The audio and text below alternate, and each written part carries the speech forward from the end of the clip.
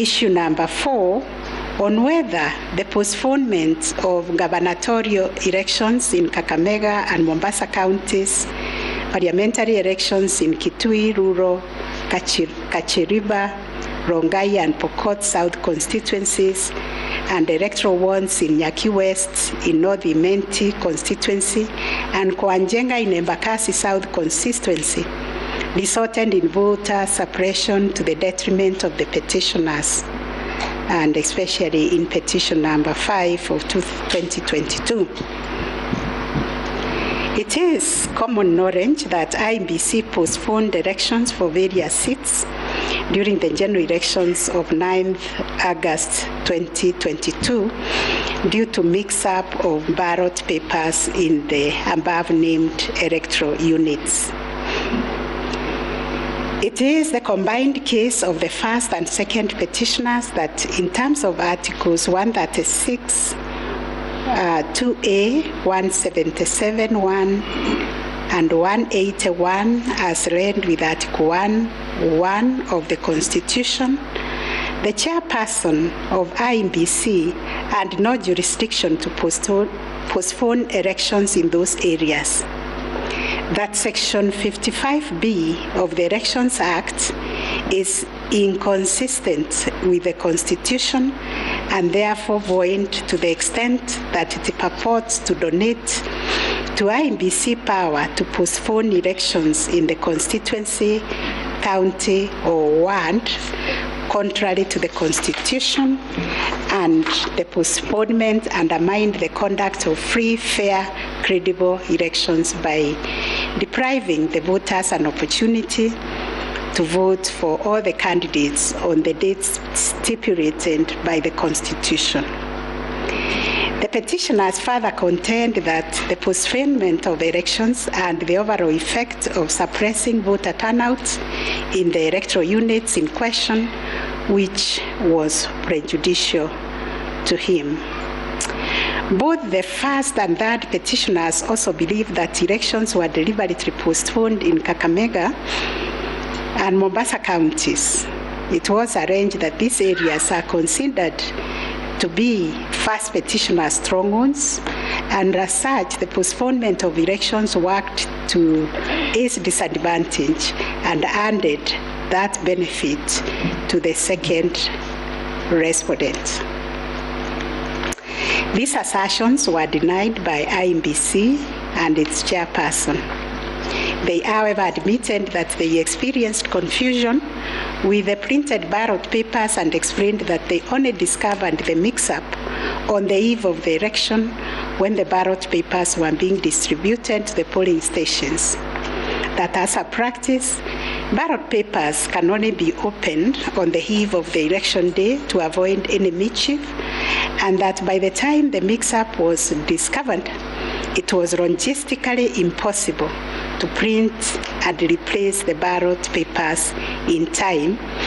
for the elections. For this claim to succeed, it must be demonstrated first, IEBC had no authority in law to postpone the elections, and secondly, that the postponement was deliberate and calculated to suppress voter turnout so as to affect the result by reducing the petitioners' overall votes. We've looked at the provisions of Section 55B of the Elections Act, which provides for circumstances when elections can be postponed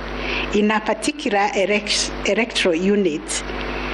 including in cases of emergency. We are therefore satisfied that on the basis of the foregoing provision, the third respondent and the requisite power to postpone election in the constituencies, counties, and wards in question. Concerning the allegation of voter suppression, we note that voter suppression is generally recognized as a political strategy which takes many forms, but whose practical effect is ultimately to reduce voting by deliberately discouraging or preventing targeted groups of people from exercising their right to vote and thereby to influence the outcome of an election. It therefore goes against the letter and the spirit of Article 38, which guarantees every citizen the right to make political choices based on universal suffrage. As regards this allegation, it has not been shown that by postponing elections in the named electoral units, IEBC acted in bad faith or was influenced by irrelevant factors and considerations. From the explanation tendered, we are satisfied that the postponement was occasioned by a genuine mistake, which in our view could have been avoided and the members and staff of IEBC been more diligent when they went to inspect the templates in Athens, Greece, where the printing of ballot papers was undertaken. In the absence of any empirical data, we cannot find a basis upon which to conclude,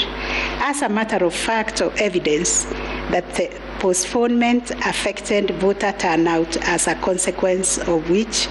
the first petitioner alone, as a presidential candidate,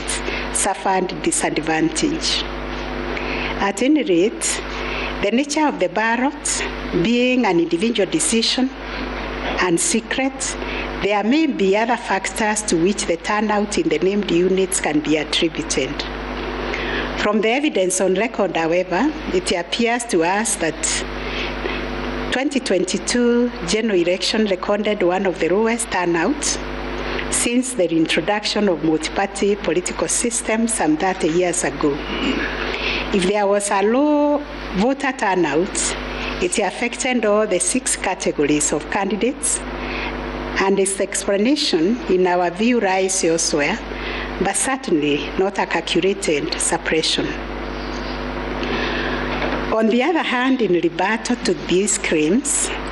IEBC illustrated with examples to our satisfaction that there was no nexus between the postponement of elections and voter turnout in the affected units. Far from the fact that this claim was undoubtedly just another red herring, it has nothing to do with the question under review, and accordingly we reject it and own that there is no proof that the postponement resulted in voter suppression to the detriment of the first petitioner.